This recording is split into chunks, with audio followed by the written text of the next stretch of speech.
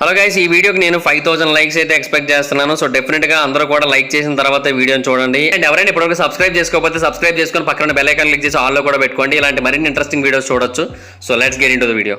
మన సోలార్ సిస్టంలో ఒక చిన్న ప్రపంచం ఉంది. ఆ ప్రపంచాన్ని చేరుకోవడానికి చాలా మంది మొదట్లో ప్రయత్నించారు. దాన్ని ఒక గ్రహం అని నిర్ధారించారు. ఆ తర్వాత దాన్ని గ్రహం కాదని ఒక డ్వార్ఫ్ ప్లానెట్ అని దాన్ని పక్కకు పెట్టేశారు. బట్ ఎన్ని మాటలు అనుకున్నప్పటికీ కూడా మన సోలార్ సిస్టమ్ని దాటి వెళ్ళాలంటే దాన్ని దాటే వెళ్లాల్సి ఉంటుంది. ఎందుకంటే అన్నిటికంటే చివరగానే ఉంటుంది కాబట్టి. అండ్ ఎప్పుడు కూడా పూర్తిగా మంచుతోనే నిండిపోయి ఉంటుంది. ఎందుకంటే సూర్యుడికి చాలా దూరంగా ఉంటుంది కాబట్టి. సూర్యకాంతి అక్కడికి చేరుకోవడం కూడా చాలా అంటే చాలా తక్కువగా ఉంటుంది. దాని కారణంగా అక్కడ ఎప్పుడు చీకటిగానే ఉంటుంది. సో ఇన్ని జరుగుతూ ఉండడం వలన ఆ ప్రాంతం మనుషులు నివసించడానికి అసలు ఏమాత్రం అనుకూలమైన పరిస్థితులను అయితే కలిగి లేదు. దాని పేరే ప్లూటో. ఇది ఒక lifeless Kingdom of rock and ice, కంప్లీట్గా ఒక పెర్పెచువల్ షాడో వల్ల కవర్ అయిపోయిన ప్రాంతం. ఈరోజు దీని గురించే మనం డీటెయిల్గా తెలుసుకోబోతున్నాం. సో ఇంకెందుకు లేడు, let's get into the video. Pluto సూర్యుడికి సుమారుగా 40 ఆస్ట్రానామికల్ యూనిట్స్ దూరంలో ఉంది. ఆస్ట్రానామికల్ యూనిట్ అంటే మనకి సూర్యుడికి మధ్య ఉన్న దూరాన్ని ఒక ఆస్ట్రానామికల్ యూనిట్ అంటే అలాగే 40 ఆస్ట్రానామికల్ యూనిట్స్ దూరంలో ఉంది. సో అంత దూరంలో ఉండడం వల్ల పూర్తిగా డార్క్గా ఉంటుంది. అసలు ఈవెన్ సరిగ్గా కనబడదు కూడా మనకి. అలాగే మిగతా ప్లానెట్స్ యొక్క ఆర్బిట్తో పోల్చినట్టయితే దీని యొక్క ఆర్బిట్ కూడా చాలా డిఫరెంట్గా ఉంటుంది. ఎలాంగేటెడ్ ఆర్బిట్ని కలిగి ఉంటుంది. సూర్యుడు మధ్యలో ఉన్నట్టు అనిపిస్తుంది కానీ ఈ మధ్యలో ఉన్నట్టు దాని యొక్క ఆర్బిట్లో అది పై భాగంకి వచ్చేసరికి చాలా దూరం వెళుతుంది. సో మన భూమి 1 సంవత్సరం పూర్తి చేసే టైంలో అది మహా అయితే 1.5 రోజుల్ని మాత్రమే పూర్తి చేస్తుంది. సో అది పరిస్థితి. సో 248 ఎర్త్ ఇయర్స్ గడిస్తే ప్లూటోకి 1 సంవత్సరం గడిచినట్టు. మనకందరికీ తెలిసిందే ప్లూటో యొక్క రేడియస్ కూడా చాలా తక్కువ, కేవలం 1188 కిలోమీటర్లు మాత్రమే. అంటే ప్లూటో నిజానికి చాలా ప్లానెట్స్ కంటే చిన్నది. ఇన్ఫ్యాక్ట్ కొన్ని మూన్స్ కంటే కూడా చిన్నది. మన చంద్రుడి కంటే ఇది చాలా చిన్నది. అలాగే దీని గురించి చాలా డీటెయిల్ అబ్జర్వేషన్స్ కూడా చేసి దీని యొక్క మోషన్ గురించి కంప్లీట్గా డీటెయిల్స్ తెలుసుకొని దీని యొక్క మాస్ గురించి పూర్తిగా క్యాలిక్యులేషన్ అయితే చేసి ఒక నెంబర్ని మన ముందుంచారు. ఆ నెంబర్ ఏంటి అంటే 1.30 ఇంటూ 10⁻22 kgs. అంటే ఎంత తక్కువ మాస్ ఉందో ప్లూటోకి మీరే అర్థం చేసుకోవచ్చు. అంటే మన చంద్రుడి యొక్క మొత్తం మాస్లో కేవలం 18% మాస్ను మాత్రమే కలిగి ఉంది. సో చాలా అంటే చాలా చిన్నగా ఉంటుంది. అండ్ మన సోలార్ సిస్టంలో చిన్న చిన్న సెలెస్టియల్ బాడీస్గా చెప్పుకోబడే ఆరిస్, సిరిస్, సెడ్నా వీటన్నిటికంటే కూడా ఇది చిన్నగా కనబడుతూ ఉంటుంది. సో అందుకని 2006 సంవత్సరంలో దీన్ని డ్వార్ఫ్ ప్లానెట్స్ లిస్ట్లో అయితే పెట్టేశారు. ఇది అఫీషియల్గా అప్పటి నుంచి ప్లానెట్ అయితే కాదు. అండ్ దాని యొక్క లాంగ్ మరియు ఎలాంగేటెడ్ ట్రజెక్టరీ కారణంగా ప్లూటో యొక్క ఆర్బిటల్ సైకిల్ కూడా చాలా డిఫరెంట్గా ఉంటుంది. అండ్ 1989లో మాత్రమే అది మొట్టమొదటిసారిగా తన యొక్క ఆర్బిటల్ సర్కిల్ని పూర్తి చేసింది. 48 సంవత్సరాల తర్వాత మాత్రమే అది తన యొక్క ఆర్బిటల్ సర్కిల్ని పూర్తి చేస్తుంది. దీన్ని మొట్టమొదటిసారిగా కనుగొన్నప్పుడు ఇది సూర్యుడికి కొంచెం దగ్గరగా కనబడింది. అంటే దాని ఆర్బిట్లో చాలా పొజిషన్స్ ఉంటాయి కదా. సో ఆ పొజిషన్స్లో ఒక పొజిషన్ దగ్గరకు వచ్చినప్పుడు సూర్యుడికి బాగా దగ్గరగా ఉంటుంది. అప్పుడు అది సూర్యుడికి 29.7 ఆస్ట్రానామికల్ యూనిట్స్ దూరంలో ఉంటుంది. అయితే ఆ తర్వాత నుంచి కూడా ప్లూటోకి మరియు సూర్యుడికి మధ్య ఉన్న దూరం కంటిన్యూస్గా పెరుగుతూ వస్తుంది. అండ్ ఒకనొక పీక్ స్టేజ్కి వచ్చేసరికి దాని యొక్క దూరం మ్యాక్సిమం ఎంతవరకు చేరుకుంటుందో తెలుసా? 49.3 ఆస్ట్రానామికల్ యూనిట్స్ దూరం వరకు చేరుకుంటుంది. అండ్ ఇది జరిగేది 2113 సంవత్సరంలోనైతే ఆల్రెడీ శాస్త్రవేత్తలు తెలియజేశారు కూడా. సో అప్పుడు అది సోలార్ సిస్టమ్ నుంచి ఆల్మోస్ట్ దూరంగా వెళ్ళిపోయినట్టు కూడా అవుతుంది. బట్ ఆ తర్వాత మళ్ళీ వచ్చి కలుస్తుంది అనమాట. సో అలాగే ప్లూటో అనేది చాలా దూరంగా ఉన్నది. అలాగే చాలా డిమ్గా ఉండే స్పేస్ ఆబ్జెక్ట్. సో అందువలనే మనం భూమి మీద నుంచి నేకెడ్ అయితే చూసినప్పుడు దాన్ని మనం చూడలేం. ఇన్ఫ్యాక్ట్ వేరే గ్రహాలనైనా అప్పుడప్పుడు చూడొచ్చేమో కానీ దీన్ని మనం చూడలేం. అలాగే హబుల్ స్పేస్ టెలిస్కోప్ నుంచి వచ్చిన ఇమేజెస్లో కూడా దీనికి సంబంధించిన ఇమేజెస్ చాలా బ్లరిష్గా కనబడ్డాయి. అంటే ఏదో మర్కీ బ్రౌన్ డిస్క్లా కనబడ్డా తప్ప దాని యొక్క సర్ఫేస్ గురించి మనకి ఎటువంటి డీటెయిల్స్ కూడా కనబడలేదు. సో అటువంటి వరస్ట్ కండిషన్స్ ఉంటాయి ఆ ప్లూటో చుట్టుపక్కల ప్రాంతాల్లో. సో దాని కారణంగా దాన్ని స్టడీ చేయడం ఆల్మోస్ట్ ఇంపాసిబుల్ అనే ఒక సిచ్యువేషన్ అయితే క్రియేట్ అయింది. కాకపోతే ఈ ప్రాబ్లమ్ని సాల్వ్ చేయడం కోసం న్యూ హారిజన్స్ అనే ఒక అన్మాన్డ్ ఆర్బిటల్ స్టేషన్ని ప్లూటో దగ్గరికి అయితే 2006 సంవత్సరంలో పంపించారు. కాకపోతే అది కూడా ఎగ్జాక్ట్ ఇన్ఫర్మేషన్ మనకి ఇవ్వలేకపోయింది. అది సుమారుగా 9.5 సంవత్సరాల టైం తీసుకొని తన యొక్క డెస్టినేషన్ అయితే చేరుకుంది. ఈ గ్యాప్లో అది చాలా ఇన్ఫర్మేషన్స్ మనకు అందించింది. జూపిటర్ కోసం అందించింది, అలాగే మిగతా ప్లానెట్స్ కోసం అందించింది. సో ఫైనల్గా 2015 సంవత్సరంలో ఈ స్పేస్ క్రాఫ్ట్ ప్లూటో దగ్గరికి అయితే చేరుకుంది. కాకపోతే ప్రాబ్లం ఏమైంది? ఇది ప్లూటో చుట్టూ తిరగలేదు. ప్లూటోకి దగ్గరగా వచ్చి ఒక డైరెక్షన్ మీదుగా వెళుతూ ప్లూటోలోని ఆ భాగాన్ని మాత్రమే అది క్యాప్చర్ చేసి మనకు అందించింది ఫొటోస్ రూపంలో. సుమారుగా 400 ఫొటోస్ అయితే మనకి అందజేసింది. సుమారుగా 6 GB ఆఫ్ ఇన్ఫర్మేషన్ మనకు పంపించింది. సో ఈ ఇన్ఫర్మేషన్ అంతా మనకి ట్రాన్స్మిట్ అవ్వడానికి సుమారుగా 1 సంవత్సరం టైం పట్టింది. సో అంత పెద్ద మొత్తంలో డేటాను అయితే కలెక్ట్ చేసింది. అయితే దురదృష్టవశాత్తు చెప్పాను కదా, ఆ ప్రోబ్ యొక్క ట్రెజెక్టరీ మొత్తం సర్ఫేస్ మొత్తాన్ని కూడా క్యాప్చర్ చేయడానికి వీలుగా లేదు. కేవలం కొంత భాగాన్ని మాత్రమే క్యాప్చర్ చేసింది. అండ్ ఇన్ఫాక్ట్ దాని యొక్క ఆర్బిట్లోకి అసలు ఎంటర్ అవ్వలేదు కదా, దాని దగ్గరగా వచ్చింది, క్యాప్చర్ చేసింది, ఇంకా ఆ తర్వాత స్పేస్లోకి వెళ్ళిపోయింది. ఇంకా అవుటర్ స్పేస్లోని వేరు ఆబ్జెక్ట్స్ని ఎక్స్ప్లోర్ చేయడానికి అది అలా ముందుకు వెళ్ళిపోతూ వచ్చింది. అయితే ఈ సెలెస్టియల్ బాడీ యొక్క టెరైన్ ఫీచర్స్ గురించి కంప్లీట్గా మాట్లాడుకోవడానికి ముందు అక్కడ ఉన్న ఇంటర్నల్ స్ట్రక్చర్ గురించి మనం తెలుసుకోవాల్సి ఉంటుంది.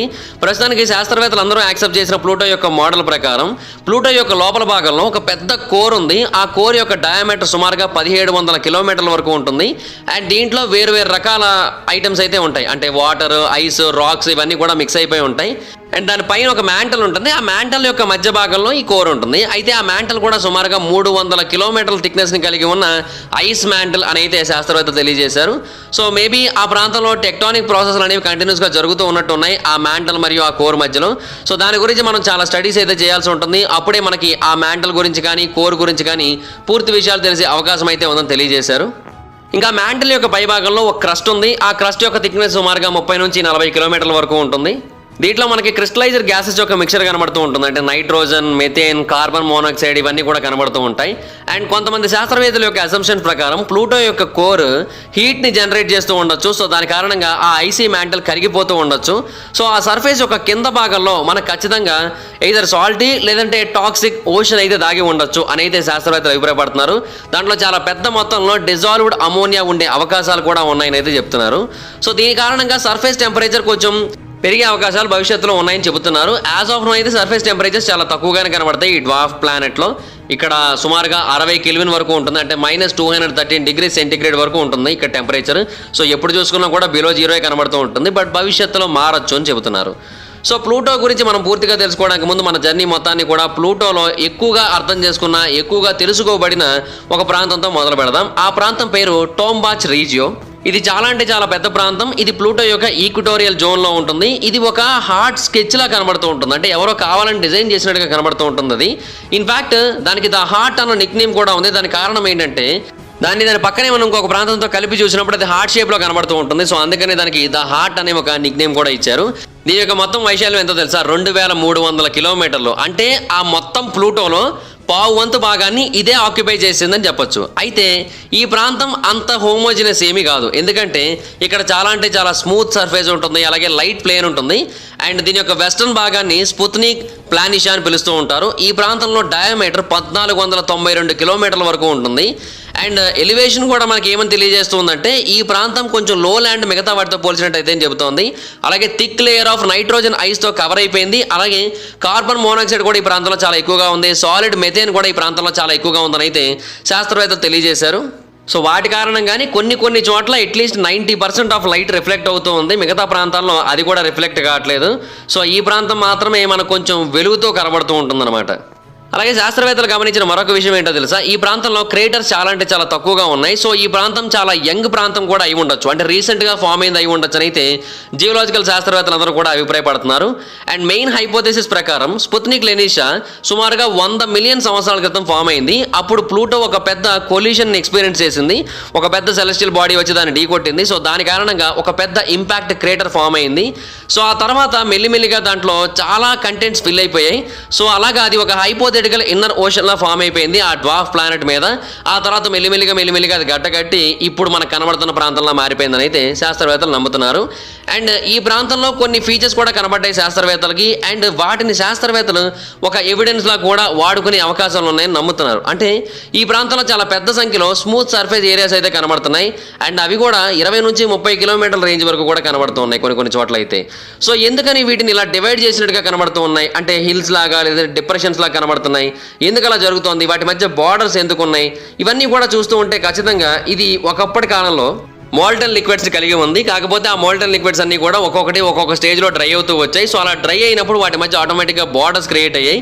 సో అందువలన ఇదంతా కూడా ఒకప్పుడు క్రేటర్ కారణంగానే ఫామ్ అయింది అనేది అయితే శాస్త్రవేత్తల యొక్క థియరీ. బట్ దాన్ని కూడా కొంతమంది యాక్సెప్ట్ చేస్తూ ఉంటారు, అందరూ కూడా ప్రస్తుతానికి అయితే యాక్సెప్ట్ చేయట్లేదు. అయితే ఈ టాంబాగ్ రీజియన్ అనే ప్రాంతం చాలా పెద్ద మౌంటైన్ రిడ్జెస్తో పూర్తిగా సరౌండ్ చేయబడుతూ ఉంటుంది. సో దాన్ని హిలరీస్ మాంటీ అని పిలుస్తూ ఉంటారు. దీని యొక్క వెస్ట్ భాగంలో ఉన్న కొన్ని మౌంటైన్స్ అయితే సుమారుగా 3.5 కిలోమీటర్ల ఎత్తు వరకు కూడా కనబడుతూ ఉంటాయి. అండ్ ఆ ప్రాంతాలని టెన్జింగ్ మౌంటైన్స్ అని, హిలరీ మౌంటైన్స్ అని పిలుస్తూ ఉంటారు. అండ్ ఆ సదరన్ పార్ట్లోనే మనకి చాలా పెద్దవి అయితే కనబడుతూ ఉంటాయి. ఇన్ఫ్యాక్ట్ ఒక కొండ అయితే 6 కిలోమీటర్ల కంటే ఎక్కువ ఎత్తులో కనబడిందని అయితే శాస్త్రవేత్తలు తెలియజేశారు. సో డెఫినెట్గా ప్లూటో మీద కనబడిన అత్యంత ఎత్తైన ప్రాంతం ఇదే అయి ఉండొచ్చని కూడా శాస్త్రవేత్తలు అయితే నమ్ముతున్నారు. కాకపోతే అక్కడ టెంపరేచర్స్ చాలా తక్కువ ఉంటాయి. సో అదంతా కూడా మంచు కారణంగానే ఫామ్ అయింది. సో ఏదైనా ఒక రోజు టెంపరేచర్స్ పెరిగి ఆ మంచు అంతా కరిగినట్టయితే అప్పుడు ఆ కొండలన్నీ కూడా ఐస్గా మారిపోయే అవకాశాలు ఉన్నాయనేది కూడా శాస్త్రవేత్తల యొక్క theory. So as of now వాటి యొక్క ఎత్తుని అలాగే ఉంటుంది అని అనుకోలేమని అయితే శాస్త్రవేత్తల యొక్క నమ్మకం. అయితే ఆ హార్ట్ యొక్క సౌత్ భాగంలో టెన్జింగ్ మౌంటైన్స్ యొక్క కింద భాగంలో ఒక పెద్ద రిడ్జ్ అయితే కనబడుతోంది. ఆ రిడ్జ్లో ఐస్, రాక్ ఇదంతా కూడా చాలా పెద్దగా కనబడుతోంది. సో ఒకప్పటి కాలంలో అక్కడ ఒక క్రయో వాల్కనో ఉండేదని అయితే శాస్త్రవేత్తలు నమ్ముతున్నారు. సో ఆ క్రయో వాల్కనో కారణంగా ఎన్నో ఎరప్షన్స్ కూడా జరిగాయి. ఆ ఎరప్షన్స్ అన్ని కూడా తర్వాత కాలం గడిచిన కొద్దీ గడ్డగట్టాయి. సో దాని కారణంగా ఇప్పుడు అంత పెద్ద కొండలు అయితే కనబడుతున్నాయి అనేది వాళ్ళ యొక్క థియరీ. అండ్ ఇన్ఫాక్ట్ అక్కడ కెమికల్ కాంపోజిషన్ కోసం కూడా చాలా మంది శాస్త్రవేత్తలు ప్రయోగాలు అయితే చేస్తున్నారు, తెలుసుకోవాలనుకుంటున్నారు. బట్ ప్రస్తుతానికి అయితే ఇంకా అది సాధ్యపడట్లేదు. సో దాని గురించి తెలుసుకున్నట్టయితే ప్లూటో యొక్క కోర్ గురించి కానీ లేదంటే మ్యాంటల్ గురించి కానీ పూర్తిగా తెలుసుకునే అవకాశాలు ఉన్నాయి. ఇది వాళ్ళ యొక్క నమ్మకం. ఆ తర్వాత ఈ టాంబాగ్ రీజియన్ యొక్క ఈస్టర్న్ పార్ట్ని కనుక మనం చూసినట్టయితే ఆ ప్రాంతం చాలా అంటే చాలా డార్క్గా ఉంటుంది. అండ్ అంతేకాకుండా అక్కడ క్రేటర్స్ కూడా చాలా పెద్ద సంఖ్యలో కనబడుతూ ఉంటాయి. సో ఈ రీజన్ ఆ పక్కన ఉన్న రీజన్తో కంపేర్ చేసినట్టయితే చాలా పురాతనమైందని అయితే మనకు అర్థమవుతుంది. అంటే స్పుత్నిక్ ప్లానిషియా కంటే చాలా అంటే చాలా పురాతనమైనది అయితే మనకు అర్థమవుతోంది. ఆ తర్వాత ఈక్వేటర్ వైపు అలా మూవ్ అవుతూ ఉన్న కొద్దీ మనకి మొత్తం అంతా కూడా డార్క్గా కనబడుతూ ఉంటుంది. అండ్ ఒక డార్క్ స్పాట్ అయితే కనబడుతూ ఉంటుంది. అది కొన్ని 100 కిలోమీటర్ల ప్రాంతంలో స్ప్రెడ్ అయి ఉంటుంది. ఆ ప్రాంతంలో ఉన్న ఆబ్జెక్ట్స్ని మ్యాక్యులర్స్ అని పిలుస్తూ ఉంటారు. అంటే కొన్ని డార్క్ డైటీస్ ఉంటాయి కదా వేరు కల్చర్స్లో, వాటి యొక్క పేర్ల ఆధారంగా ఈ పేర్లు అయితే పెట్టి పిలుస్తూ ఉంటారు. ఫర్ ఎగ్జాంపుల్ వాటిలో ఒక దాని పేరు బాల్ రాగ్. ఈ బాల్ రాగ్ అనేది చాలా డిఫరెంట్గా ఉంటుంది. ఇది ఒక భారీ స్ట్రక్చర్. అండ్ అంతేకాకుండా అది వేరే దాంతో కలిసి ఇంకొక స్ట్రక్చర్ని ఫామ్ చేసింది. దాని పేరు బ్రాస్ నకెల్స్. సో ఇలాగ సెలెస్టియల్ బాడీ వేరు రకాలుగా అక్కడ మ్యాక్యులస్ని అయితే క్రియేట్ చేస్తూ ఉంది. ఈక్వేటర్ మొత్తంగా ఇవన్నీ కూడా స్ప్రెడ్ అయి ఉన్నాయి. అవన్నీ కూడా హై మౌంటైన్ రేంజెస్. అండ్ అక్కడ సర్ఫేస్ అనేది డీప్ క్రెవేజెస్తో పూర్తిగా కట్ అయిపోయి కనబడుతూ ఉంటుంది. అండ్ అవి కూడా కొన్ని 100 కిలోమీటర్ల లెంత్ అయితే కలిగి ఉంటాయి. అలాగే వెస్ట్ భాగంలో కూడా ఒక ప్రాంతం స్ప్రెడ్ అయి ఉంది. ఆ ప్రాంతం పేరు చులు మకులా. ఈ ప్రాంతం కూడా చాలా అంటే చాలా ఎక్కువ దూరం వరకు స్ప్రెడ్ అయి ఉంటుంది. ఇది సుమారుగా 3000 కిలోమీటర్ల వరకు స్ప్రెడ్ అయి ఉంటుంది. ఇది ఎంత డార్క్గా ఉంటుందంటే మొత్తం లైట్లో కేవలం 30% మాత్రమే రిఫ్లెక్ట్ చేస్తుంది. అంతకంటే ఎక్కువ లైట్ని అయితే ఈ ప్రాంతం రిఫ్లెక్ట్ చేయదు. సో అంత డార్క్గా ఉంటుంది ఈ ప్రాంతం. అయితే ఇప్పటికీ కూడా శాస్త్రవేత్తల దగ్గర ఈ మక్యులర్స్కి సంబంధించిన రిలయబుల్ ఇన్ఫర్మేషన్ లేదు. వాటికి సంబంధించిన ఎగ్జాక్ట్ డీటెయిల్స్, వాటి యొక్క కలర్ ఫార్మేషన్ ఎలా జరిగింది అండ్ వాటిలో కెమికల్ కాంపోజిషన్ ఎలా ఉంటుంది, ఇవేవి కూడా శాస్త్రవేత్తలకి ఎగ్జాక్ట్గా తెలియలేదు.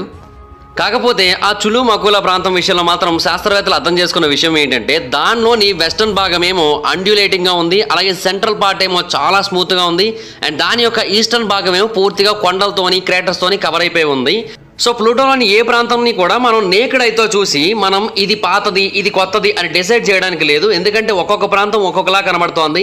అండ్ ఒక్కొక్క ప్రాంతం పాతదైనప్పటికీ కూడా స్మూత్గా ఉండే అవకాశం ఉంది. అలాగే అది కొత్త ప్రాంతం అయినప్పటికీ కూడా ఆ ప్రాంతం క్రేటర్స్, మౌంటైన్స్ ఉండే అవకాశం ఉంది. సో ఇటువంటి వింతైన పరిస్థితుల మధ్యలో ఉంది కాబట్టి దాని మీద పూర్తిగా పరిశోధనలు చేస్తే తప్ప మనం దీని గురించి ఏమీ చెప్పలేమనేది శాస్త్రవేత్తల యొక్క నమ్మకం. ఇంకా తర్వాత వీటన్నిటి పై భాగంలో ఒక ప్రాంతం ఉంది. దాని పేరు లోవెల్ రీజియో. ఈ లోవెల్ రీజియో అనే ప్రాంతం చాలా అంటే చాలా ఎక్కువ ప్రాంతం వరకు స్ప్రెడ్ అయి ఉంటుంది. ఇది ప్లూటో యొక్క నార్త్ పోల్లో ఉంటుంది. ఆశ్చర్యకరమైన విషయం ఏంటి అంటే ఈ ప్రాంతం మాత్రమే ప్లూటోలో ఉన్న మొత్తం ప్రాంతంలోకెల్లా అత్యంత ఎక్కువ మొత్తంలో లైట్ని రిఫ్లెక్ట్ చేసే ప్రాంతం. అండ్ ఈ ప్రాంతమే మనకి ఎక్కువగా బ్రైట్గా కూడా కనిపిస్తూ ఉంటుంది.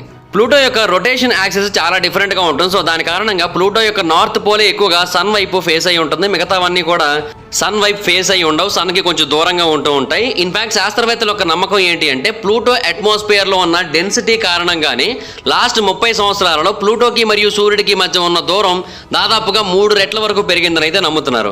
అంటే సూర్యకిరణాలు అక్కడ ఉన్న నైట్రోజన్ ఐస్ని ఎవాపరేట్ చేస్తున్నాయి.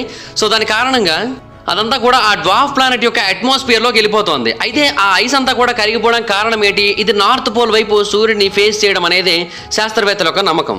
సో దీని కారణంగానే సోలార్ సిస్టంలో ఉన్న మిగతా ప్లానెట్స్తో కంపేర్ చేసినట్టయితే ప్లూటో యొక్క ఆర్బిట్ అనేది చాలా డిఫరెంట్గా ఉంటుంది అండ్ ప్లూటో మీద పరిస్థితులు కూడా చాలా డిఫరెంట్గా ఉంటాయని అయితే శాస్త్రవేత్తలు తెలియజేశారు. ఇది మాత్రమే కాకుండా ప్లూటోలో ఇంకొక ప్రాబ్లం కూడా ఉంది. అదేంటంటే ప్లూటో దానంతటా అదే కొన్నిసార్లు సైక్లిక్ ఆసిలేషన్స్ చేస్తూ ఉంటుంది ఒక సర్టెన్ పాయింట్ దగ్గరకు వచ్చేసరికి. దానికి కారణం ఏంటి అంటే దానికి ఉన్న అతిపెద్ద శాటిలైట్ ఇది గ్రావిటేషనల్గా ఈ డ్వార్ఫ్ ప్లానెట్ని ఎఫెక్ట్ చేస్తోంది. ఆ శాటిలైట్ పేరే చారన్, అంటే ప్లూటో యొక్క చంద్రుడి పేరు చారన్. దీని యొక్క మాస్ ఎంతో తెలుసా? 1.52 × 10⁻21 kgs. అంటే ప్లూటో యొక్క మాస్తో కంపేర్ చేసినట్టయితే చారన్ యొక్క మాసే 11% ఎక్కువగా ఉంది.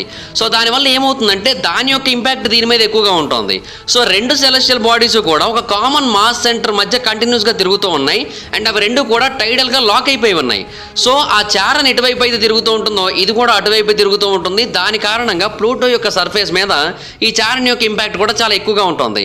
అండ్ ఈ శాటిలైట్ ప్లూటో కంటే డార్క్గా ఉంటుంది అండ్ అంతేకాకుండా వాటర్, ఐస్ ఇవన్నీ కూడా చాలా తక్కువగా కనబడుతూ ఉంటాయి. అక్కడ మనకి మెథేన్, నైట్రోజన్ ఇవి మాత్రమే చాలా ఎక్కువగా కనబడుతూ ఉంటాయి. అది కూడా కొన్ని ప్రాంతాల్లోనే, మిగతా ప్రాంతాల్లో కనబడవు అవి కూడా.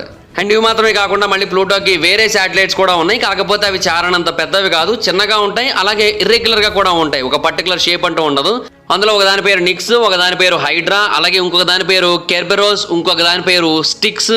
ఇలాగా చాలా అయితే ఉన్నాయి. అండ్ వీటి యొక్క డయామీటర్ చాలా తక్కువ, కొన్ని అయితే 16 కిలోమీటర్ల డయామీటర్ని కూడా కలిగి ఉన్నాయి. సో చాలా అంటే చాలా చిన్నవని చెప్పుకోవచ్చు. కొన్ని టెన్స్ ఆఫ్ కిలోమీటర్స్ వరకు కూడా డయామీటర్ని కలిగి ఉన్నాయి. సో ఇవన్నీ కూడా చాలా తక్కువ. అండ్ వీటిలో వాటర్ ఐస్ కానీ కొన్ని ఇంపార్టెంట్ ఎలిమెంట్స్ కానీ కొంతవరకు కనబడుతూ ఉన్నాయి. బట్ అవి కూడా 100% ఉన్నాయి అంటే అది కూడా లేదని చెప్పుకోవచ్చు. అండ్ ఇవి ఎప్పుడు ఎలా ప్రవర్తిస్తూ ఉంటాయో, ఎప్పుడు ఎలా మూవ్ అవుతూ ఉంటాయో కూడా తెలియదు. ఇన్ఫ్యాక్ట్ చారన్ కూడా న్యూ హారిజన్ ప్రోబ్ యొక్క వ్యూలో అసలు కనబడలేదు. దాని కెమెరాలకి ఇది ఏమాత్రం చెక్కలేదు, ఎందుకంటే కంప్లీట్గా ఆపోజిట్ డైరెక్షన్లో ఉండుండొచ్చు ఆ టైంకి. అండ్ చారన్ మధ్యలో కూడా ఒక పెద్ద ప్రాంతం ఉంటుంది, దాని పేరు వల్కాన్ ప్లానం. ఈ వల్కాన్ ప్లానం అనేది చాలా అంటే చాలా ఎక్కువగా స్ప్రెడ్ అయి ఉంటుంది. ఈ వల్కన్ ప్లానం అనేది సుమారుగా 4 లక్షల చదరపు కిలోమీటర్ల ప్రాంతంలో విస్తరించి ఉంటుంది. అంటే ఒక యావరేజ్ యూరోపియన్ కంట్రీ అంత సైజులో ఉంటుంది ఆ ప్రాంతం అంతా కూడా. అండ్ షారన్లో ఉన్న హైయెస్ట్ సమ్మిట్ మనకి క్యూబ్రిక్ మార్స్ అనే ఒక ప్రాంతంలో కనుగొనబడింది. ఇది సుమారుగా 40 కిలోమీటర్ల డయామీటర్ అయితే కలిగి ఉంది.